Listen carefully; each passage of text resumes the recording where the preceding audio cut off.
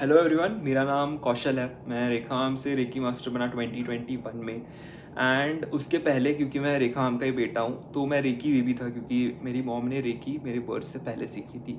सो recce की vibrations मुझे पहले से फील होती थी। पॉजिटिव एनर्जी जो है मुझे पहले से फील होती थी। कुछ कॉम्प्लेक्स सिचुएशन आए तो मैं प्रैक्टिकली सोचता था उसमें हमेशा। तो ऐसी एक सिचुएशन हुई अराउंड 2022 के आसपास। मैं कॉलेज में था and since my childhood I was an A grade student. मुझे कभी ऐसे नहीं हुआ था, मैं फेल तो दूर की बात, मुझे कभी एवरेज मार्क्स भी नहीं मिले थे। I was always in the top 10 top 20s of the class.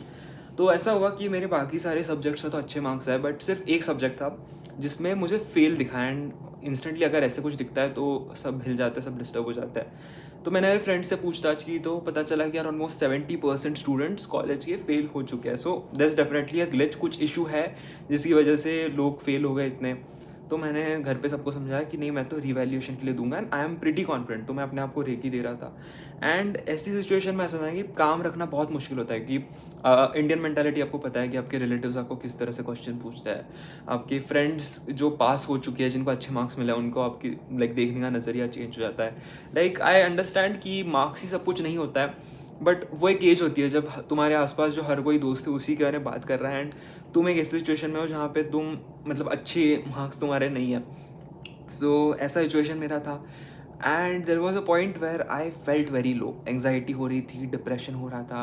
मैं उस रूम में बैठा रहता था, कुछ करने का मन नहीं करता था।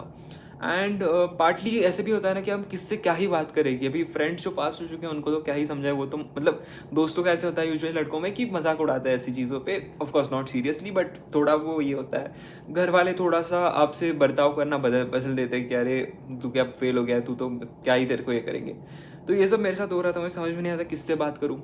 एंड तब मैंने डिसाइड किया कि नहीं, मुझे मेरी लाइफ चेंज करनी है। अभी मैं भले ही फेल हो जाऊँ, रीवैल्यूएशन का जो आएगा वो आएगा, मुझे अपनी लाइफ ठीक करनी है। सो मैंने डिसाइड किया कि मैं फिटनेस के लिए जिम जाना स्टार्ट करूँगा। अरे मैं बारिश का मौसम था, सो घर के वहाँ पे जिम है, वहाँ पे जाता था मैं। जिम जाता था, मेरी कार ड्राइविंग क्लासेस होती थी, वो करता था। सुबह उठ के अच्छा हेल्दी ब्रेकफास्ट करना है, बिकॉज मैंने खाना छोड़ दिया था। सो मेरा वेट लॉस हो रहा था, बहुत ज़्यादा वेट लॉस हो रहा था।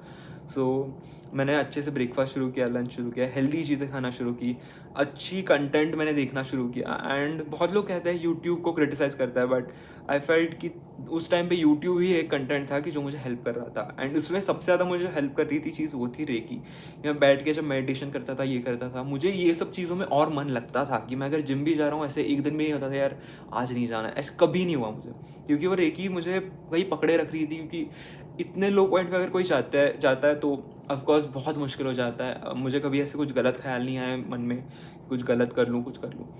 एंड मुझे क्योंकि खुद पे भरोसा था, खुद को उस सिचुएशन को रेकी दे रहा था, मुझे पता कि मेरा रिजल्ट अच्छा ही आने वाला है। And that's what happened. जब रिवैल्यूएशन के मार्क्स आए तो एक्चुअली अच्छे हैं। एंड सरप्राइजिंगली मैं कंफ्यूज था कि मैं भी अगर मार्क्स आ भी गए तो क्या करूँगा। मुझे सरप्राइजिंगली एक जॉब ऑफर आती है जो मैनेजमेंट रोल था। क्योंकि मेरा खुद का भी एक स्टार्टअप कंपनी रह चुका था। वो जो सीईओ था उसे पता था कि ये बंदे के पास एक्सपीरियंस है, इसे पता है कि लोगों को मैनेज कैसे करना है। तो मुझे डायरेक्टली मैनेजमेंट ऑफर आ गया। And even before I had the result he was like, तेरे रिजल्ट से मुझे कुछ फ़र्क नहीं पड़ता, मुझे पता है कि तुझ में टैलेंट है, ये स्किल है, इसलिए मैं तुझे हायर करना चाहता हूँ। द रिजल्ट जो आए जो आए। एंड उसके बाद मैं वो कंपनी में ज्वाइन किया। एंड उसके बाद अभी तक सब अच्छा ही होता है। सो रेकी के बारे में इतना ही कहूँगा कि अगर आप किसी लो पॉइंट पे होते हो तो रेकी आपको उस पॉइंट से बाहर निकलने की पावर देती है, आपको सही रास्ता दिखाती है। तो मेरे हिसाब से तो हर किसी को रेकी सीखनी चाहिए, एटलीस्ट खुद के लिए ना। हर बार ज़रूरी नहीं कि आप दूसरे किसी को हील करो। बहुत बार ऐसा होता है कि जो प्यार हम, जो केयर हम दूसरों को देते हैं, वो हमें खुद को भी बहुत ज़रूरत होती है। सो वो मैंने इस एक्सपीरियंस में नोटिस किया। Thank you.